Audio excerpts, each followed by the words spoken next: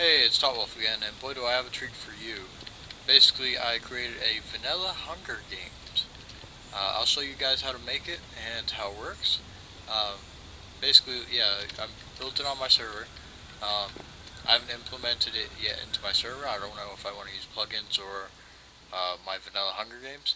It fits in a one chunk, so basically you can copy it into different worlds and then have the surrounding area of your choice. Alright, to use this, you have to enable command blocks. I created a portal right here which uses command block. It teleports you through, but sets people to game mode 0.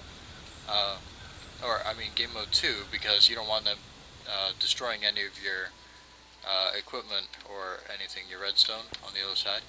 I disabled that feature so I can go through and show you in creative mode, but basically, here we go. This is my vanilla Hunger Games sort of spawn area. Um, okay, so each side, there are 4 sides. Each side has to have a player in it for it to start. So it's 4 players minimum, 8 players maximum. You can, well, I guess you can fit more in each pod, but each torch represents a player that's in the pod. I just set it up so there aren't any players in it right now, but here let me flip this switch so I can show you how. Oh yeah, this is back to spawn. So I flip the switch, it brings me up to the pod, and it says Hunger Games starts in 10 seconds, and then you just wait. Let's see. Ready, set, go. And now everybody can run to the center, and I have more command blocks under here, under each pressure plate, so they run over it, they get items. Some of you aren't going to like this because they can get more than one item, so like I can keep getting more arrows, but what's the use of like 10 chest plates or 10 swords, etc., because they're not going to be able to use that many. The only thing they'll be able to use more than once are the food and the arrows, but the food you can't really use too much because I made it only last 5 minutes. So at the end of 5 minutes, it's going to teleport everybody back to the center, and so they can start fighting. And then when they teleport back to the center, it also enables this block to come up.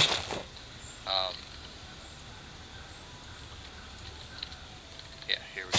So they can parkour up after they go to a deathmatch, and they can flip this switch. So the winner, they can just flip it and go back into the center, and it removes all their items so they can start fresh again. It is pretty, it took me a long time to make this, but alright, so let's see. So if I open this up, I can show you guys how it works. So basically this torch is lit because it's inverting the power into that. And then I have a command block on the other side, so when the switch is down, it teleports them up into their own pod for the game to start. Okay, let's see.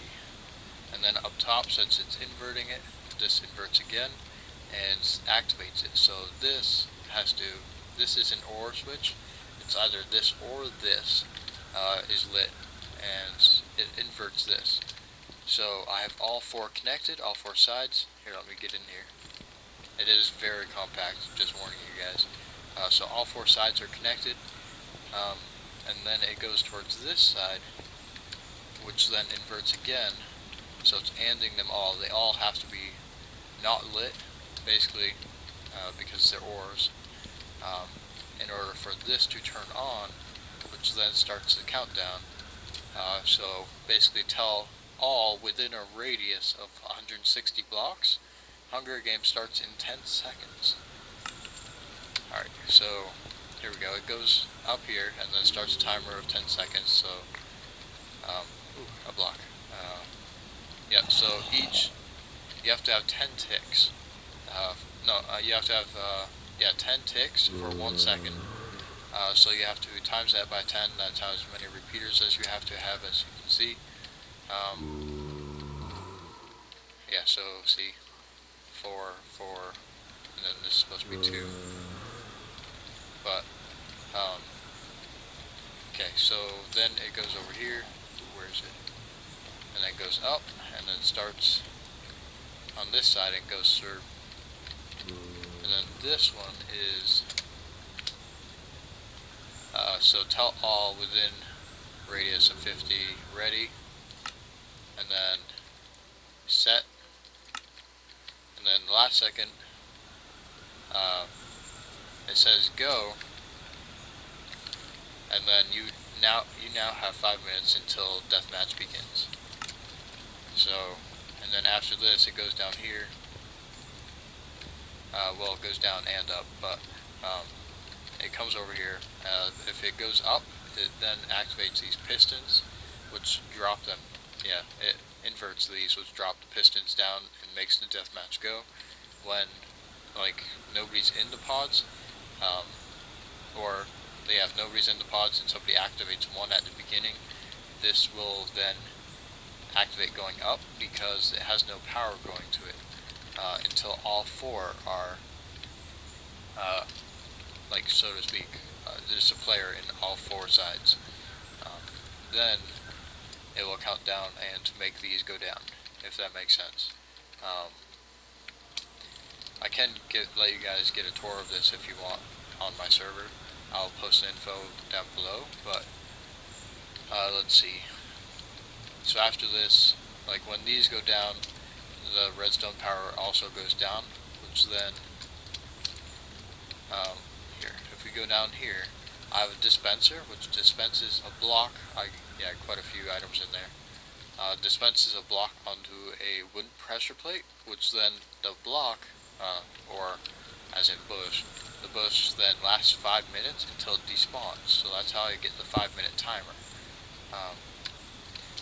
And then the pressure plate then powers this, which then inverts it. So when the item despawns, it then turns this on and says you now have 5 seconds until deathmatch, and I put enough repeaters for 5 seconds. You guys can change this however much you want, of course. And then this is the one where it teleports everybody within within the area to the HungerGames center. So teleport all X blah. So I'm doing it's teleporting them to here within a radius of 150. Etc. Yeah, this is game mode 2. This is minimum of 10 to 160. That's how that works. And then, alright, so, and then teleports them to the center. And this is that block that goes up, pushes it up so they can do the parkour up top. And once you get this done, it's just repetitive and took a while for me. But now that I show you guys a simple, it's not simple, but a basic way to create it, it'll be easier for you guys. These are my command blocks underneath the pressure plates on top in the center. Give your closest player item number, so you can change this as well. And this one was, it gives the closest player item number and 4 of them, so that's most likely the food. So that's it for the Hunger Games. Up top, here, let me show you guys. Up top, my world, I just made, I had to generate a basic world around it. I wanted a place where it had desert, snow, and forest. You can select this as what you want, but I also made a bedrock wall around this whole thing so they can't escape if they kill an enderman in here. I didn't disable mob spawning, so it makes it harder, but it also makes it so people on the outside can't get in. So if you want to have this in your regular world, just as a mini game, you can do that. Alright, so I guess that's it. Hope you guys enjoyed this little tutorial on my Hunger Games. Remember, you can see it if you join my server. I'll show you where it is. Alright, that's it. Thank you. Haru, haru!